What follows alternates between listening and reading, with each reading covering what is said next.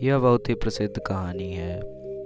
आज से लगभग 1500 साल पहले भारत में एक प्रसिद्ध महात्मा रहते थे जिनका नाम था बोधिधर्मा। भगवान गौतम बुद्ध के बाद यही एक ऐसे महापुरुष हुए हैं जिन्होंने बौद्ध धर्म को पूरे विश्व में फैला दिया है। यही जो थे यहाँ से बौद्ध धर्म को चाइना में ले गए थे। उस समय चाइना में प्रसिद्ध एक सम्राट थे जिनका नाम था बू। सम्राट बू ने महात्मा बुद्ध की बहुत सी कहानियाँ सुन रखी थी और सम्राट बू उस समय मन की तनाव से गुजर रहे थे, तो वह चाहते थे कि हिमालय की दुर्गम झाड़ियों को पार करके कोई उन्हें बौद्ध धर्म का प्रचारक मिल जाए।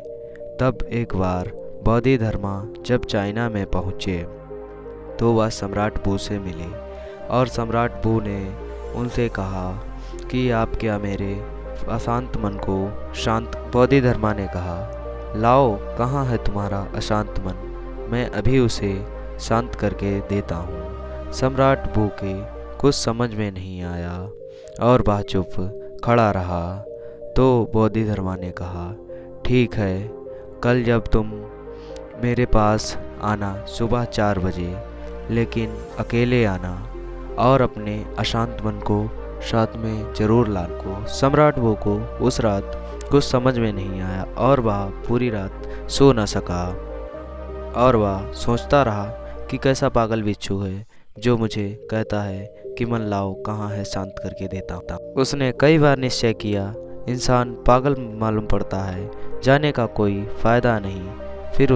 लेकिन उसके पास और कोई रास्ता भी दूसरा नहीं था, इसलिए वह अगली सुबह सम्राट बू बोधिधर्मा के पास पहुंच जाता है। बोधिधर्मा सम्राट बू की आहट पाकर उठ जाते हैं और बोलते हैं, अच्छा तो तुम आ गए, लाओ अब जल्दी से अपना अशांत मन मुझे दे दो, मैं उसे शांत करके अभी देता हूँ। सम्राट बू ने कहा, आप ये कैसी बात करते हैं, यह कोई वस्तु है मैं आपको दे दूँ? यह मेरा मन है, सिर के हड्डियों के अंदर है, यह मैं आपको कैसे दे सकता? बोधिधर्मा ने कहा, इससे एक बात तो साफ है, यह तुम्हारे अंदर ही है। सम्राट बू ने कहा, हाँ, यह मेरे अंदर ही है। बोधिधर्मा ने कहा, तो तुम अपनी आंखें बंद करके यहाँ बैठ जाओ और अपने अशांत मन को खोजो। जब वह मिल जाए तो मुझे बताना, मैं उसे शांत कर दूंगा। सम्राट बू अपनी आंखें बंद करके बैठ गया और अपने मन को खोजने लगा। वह अपने अंदर जितना ही अपने मन को खोजने का प्रयास करता, वह उतना ही अपने मन को खोजने में असफल। कुछ घंटे बीत गए, सुबह हो गई, सूरज निकल आया। उसने अपनी आंखें खोली और बोधिधर्मा ने पूछा, क्या तुम्हें मिला तुम्हारा अशांत मन? उसने कहा, ना, मैं सिर हिला दिया। और बोधिधर्मा ने कहा, कल सुबह फिर आना और अपने अशांत मन को खोजने का फिर से प्रयास करना। अगली सुबह सम्राट बू फिर से बोधिधर्मा के पास आता है। बोधिधर्मा उसे अपनी आंखें बंद करके उसे बैठने के लिए कहते हैं। सम्राट बू अपनी आंखें बंद करके बैठ और अपने अशांत मन को खोजने में लग जाता है। वह जितना ही अपने अंदर डूबता जाता है, वह उतना ही अपने मन को खोजने में असफल रहता है और अपने विचारों से दूर होता चला जाता है। आज सम्राट बू को बैठे बैठे दोपहर हो गई थी और उसने अपनी आंखें खोली। बोधिधर्मा ने पूछा, मिला तुम्हारा अशांत मन? उसने फिर से ना में सिर हिला दिया। अगले दिन सम्राट बू फिर 4 बजे आता है और बैठकर अपने अशांत मन को खोजने का प्रयास करता है।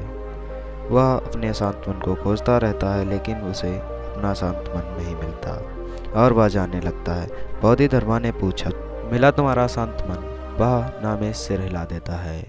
अगले दिन सम्राट सुबह 3 बजे ही आ जाता है और बैठकर अपने अशांत मन को खोजता रहता है, लेकिन उसका अशांत मन नहीं मिलता है। वह पूरा दिन और पूरी रात बैठा रहता है, लेकिन उसे अपना अशांत मन नहीं मिलता है। अब वह समझ चुका था कि अंदर मन जैसा कुछ भी नहीं है और वह यह भी समझ चुका था कि बोधिधर्मा उसे बार बार यह क्यों कह रहे थे कि अपना मन मुझे दो, मैं शांत करके देता हूँ। दोस्तों, मन जैसा कुछ भी नहीं होता है। जैसे आप विचार रखते हैं, आपका मन वैसा ही हो जाता है। तो कहानी हमारी यहीं पे ख़त्म होती है। हमारे चैनल को सब्सक्राइब करें और बेल आइकन को प्रेस करें और अपने दोस्तों में चैनल को शेयर ज़रूर करें। नमो बुद्धाय, नमो बौद्ध।